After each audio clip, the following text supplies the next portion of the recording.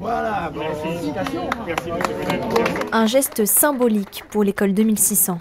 L'établissement a reçu une plaque lauréat France 2030 des mains de Frédéric Rose, préfet des Yvelines, et de Bruno Bonnel, secrétaire général pour l'investissement chargé du plan France 2030. La raison, l'établissement a bénéficié en 2023 de 850 000 € d'investissement dans le cadre de l'appel à projet InnovUp Leader. Le plus important, c'est de montrer le soutien de l'État à une formation comme l'école 2600, puisque dans la réalité, on a besoin aujourd'hui de comprendre qu'il faut qu'on protège les innovations que France 2030 finance. On sous-estime encore beaucoup trop en France la notion de cybersécurité.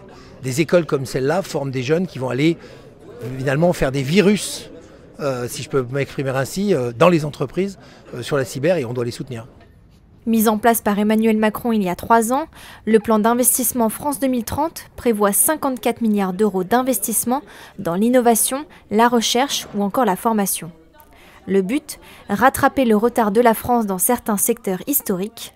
Le plan est déployé sur 5 ans et pourrait permettre le développement de la compétitivité industrielle et des technologies d'avenir en finançant des acteurs émergents comme l'école 2600.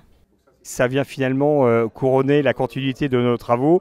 Le premier, c'était l'établissement d'une école aujourd'hui de formation en cybersécurité. On a décidé d'aller beaucoup plus loin sur la mise en place d'une plateforme qui nous permettait aujourd'hui de pouvoir travailler sur la base des micro-compétences et de mettre en place à disposition de nos élèves d'une plateforme aujourd'hui de formation cyber qui s'articule sur plus de 120 modules, qui soit aujourd'hui évidemment augmentés par l'IA sur à la fois l'apprentissage du savoir théorique mais la mise en pratique. Donc pour nous, c'est un élément de fierté qui vient en compenser 4 années de travail.